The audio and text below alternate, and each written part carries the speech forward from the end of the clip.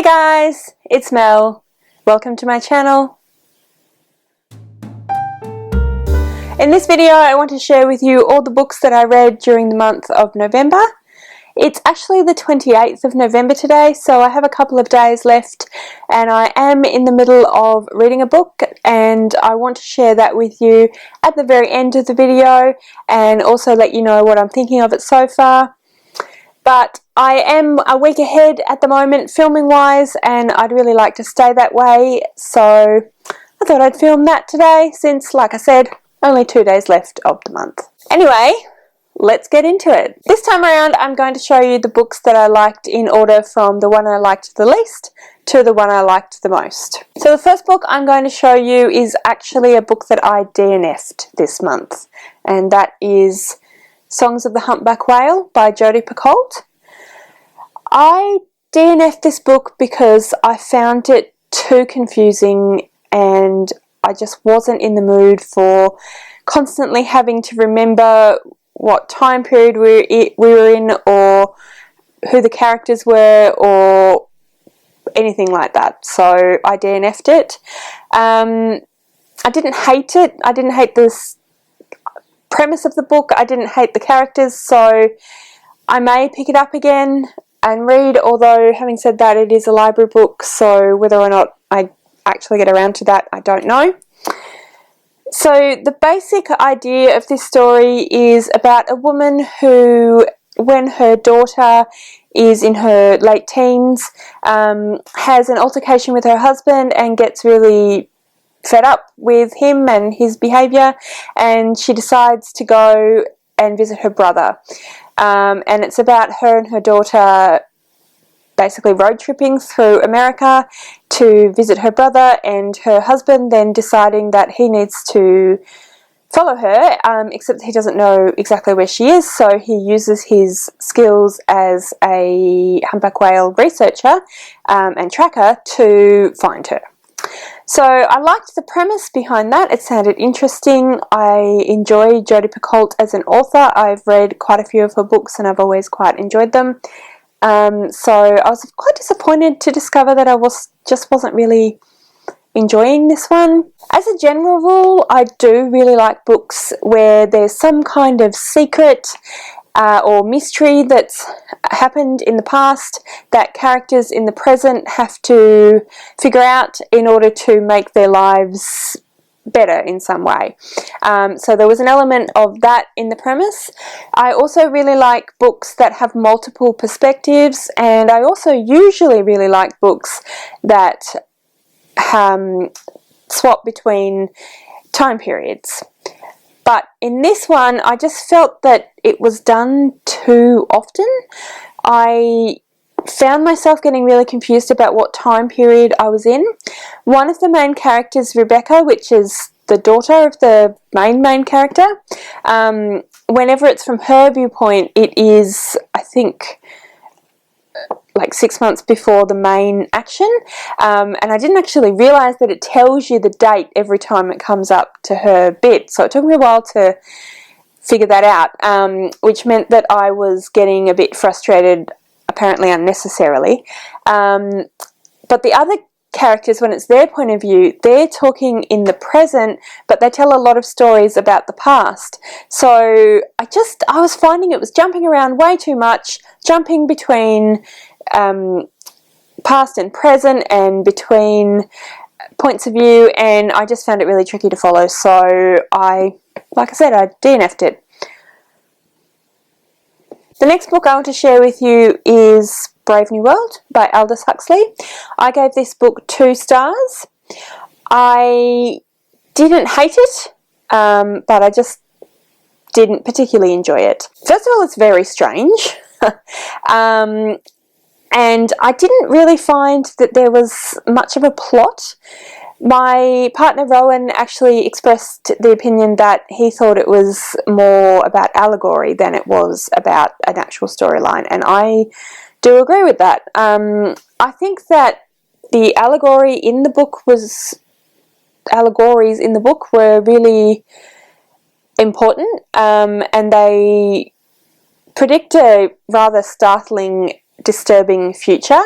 I don't think we're anything close to having something like this, but I do think that it is a little disturbing to think what we are in fact capable of these days. Yeah, like I said, it was more about allegory than it was about plot. The characters weren't particularly well fleshed out.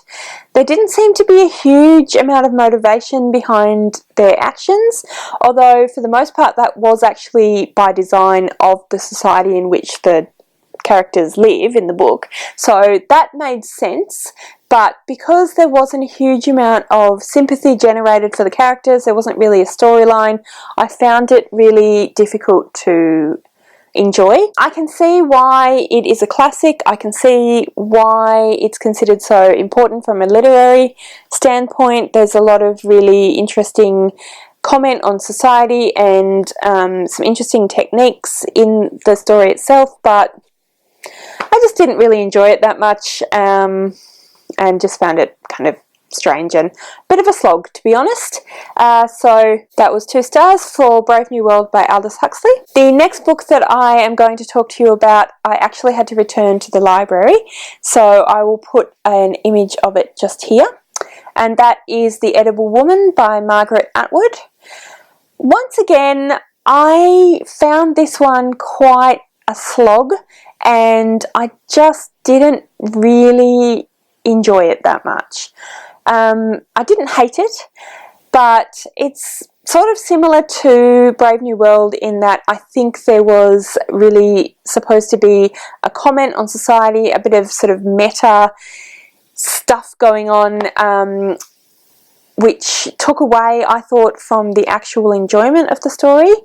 So it was a lot more concerned with allegory than it was concerned with taking you on a journey and taking you on the character's journey, I found. I also just didn't really particularly like any of the characters, although that's not necessarily always a bad thing, but in this particular instance, I didn't understand their actions, I didn't understand the choices they were making, and it wasn't necessarily that I was against the choices that they were making, I just didn't really see how the choices they were making or the actions they were taking were in any way going to fix the situation. So the main character in this story is a young woman who is dating a young man, and then they get engaged, and then she starts developing an eating disorder. Basically, I think it's supposed to be as a reaction to life going off in a direction that maybe she didn't necessarily want. This woman who develops an eating disorder, I think it's supposed to be as a result of the sort of disconnect between what society says that she should want as a young woman and what she actually wants, and also the fact that I don't think she really is aware of what she wants. I think it's really that she just knows somewhere in her gut, I guess, rather than her consciousness, what she doesn't want. But she doesn't express this verbally or anything like that. She just goes about making very odd choices and developing the inability to eat. So yeah, it was very strange. It was definitely well written, and I definitely think that Margaret Atwood is a fantastic author. I just didn't really enjoy this particular work of hers. Next we have Little Women by Louisa May Alcott, which should be just there. I gave this one 3.5 stars. It was pretty much a middle of the road book for me. I enjoyed it, but I didn't think it was a 4 or a 5 star book. It was a little bit too moralizing for me. I thought that it was really enjoyable and easy to read, and I did like the characters, particularly of the 4 sisters, but I found that Louisa May Alcott inputs her own ideas and morals into the story, and I think that that was probably intended to be for readers, to give them a sense of what their moral expectations are, and particularly in terms of women and growing up in that sort of society. Having said all of that, I am aware that it was written in the 19th century, and so it was definitely a product of its time. I don't have a problem with that, but a lot of what I was reading I felt was just really quite patriarchal in substance, and I found that a little bit hard going. Like I said, I didn't hate it, didn't love it, pretty middle of the road for me. 3.5 stars. Next is my 4.5 star book, and that is The Order of the Stick, Volume 2, No Cure for the Paladin Blues. I'm really enjoying reading The Order of the Stick. I'm quite a recent convert to graphic novels, and I think this was a really good choice to read as one of my main attempts to read graphic novels. I've talked about these a little bit in past videos, but basically The Order of the Stick is based on the role-playing game Dungeons and Dragons. So it's about a party of adventurers in the Dungeons and Dragons world who go off adventuring in the world and get into lots of scrapes and have a lot of accidents happen, meet a lot of bad guys. But it's not just a sort of rollicking adventure. There's a lot of sort of meta content about the world of Dungeons and Dragons and about role-playing games and about sort of how that works. A lot of breaking the fourth wall in terms of acknowledging that they're in a game, but it's done really well, so they don't just sort of look at the camera and say, we're in a game. They talk about some of the gameplay mechanics that people who play Dungeons and Dragons discuss while they're playing the game, but isn't actually part of the story that they're supposed to be living when they're playing the game. So the fact that that's in the book just adds an extra humorous side to the story. And yeah, it's really clever, it's really quite simple, but really thoughtful at the same time. The fact that it's stick figures as well, I think adds to the humour. And like I said, because it's the Order of the Stick and they are stick figures, I just find that clever and amusing, and yeah, I'm really enjoying this series, so I gave this one 4.5 stars. The next two books that I've read are both 5-star books, and I feel very fortunate that I had two 5-star books in the month of November, so I'll just dive into talking about them. The first one is Chocolat by Joanne Harris. This was a reread of Chocolat for me. I actually reread it because it was our book club book. So we read the book and then we got together and watched the movie adaptation of Chocolat. And I love both book and movie, so that was a really fun beginning of the month for me. Chocolat is about a woman in her late 20s, I think, who has a young daughter, and they move to a small town in France, and there's sort of a little bit of a magic and mystery about these two people. She opens a chocolaterie, which she opens in the middle of Lent, which is very much a no-no back in the day in France, and it's just sort of a lot of hijinks ensue. There's gypsies, so it's sort of some domestic drama going on. There's a little bit of mystery going on. There's some domestic sort of magic realism happening. And yeah, that's a really great book. It's really fun. It's really well written. The characters are really well written and fleshed out. The plot is really fantastic. I really like the way that she writes. Her prose is really lyrical and beautiful. One of my favourite books of all time.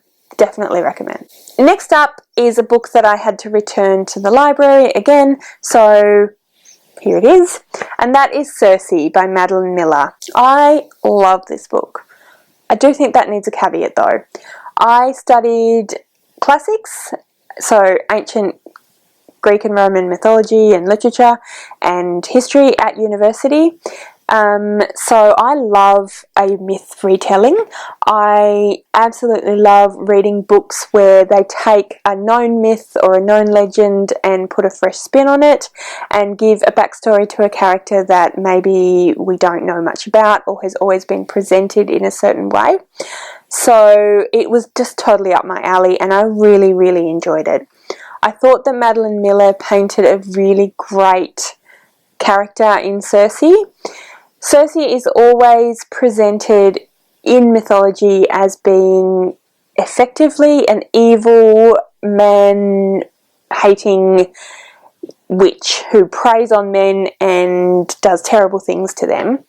And there's certainly something in that, but this story gives you the backstory of where she's coming from, how she's grown up, what experiences she's had that have led her to be the person that she is. It also tells you about her magic and her becoming a witch, and it tells you about how the magic itself isn't actually evil by any means.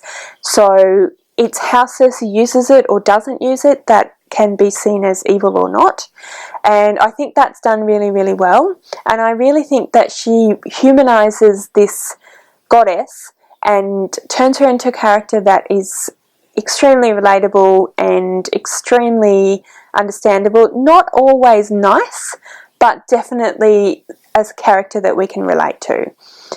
I also really like the fact that we don't just go straight from her upbringing to here's Odysseus and we're done.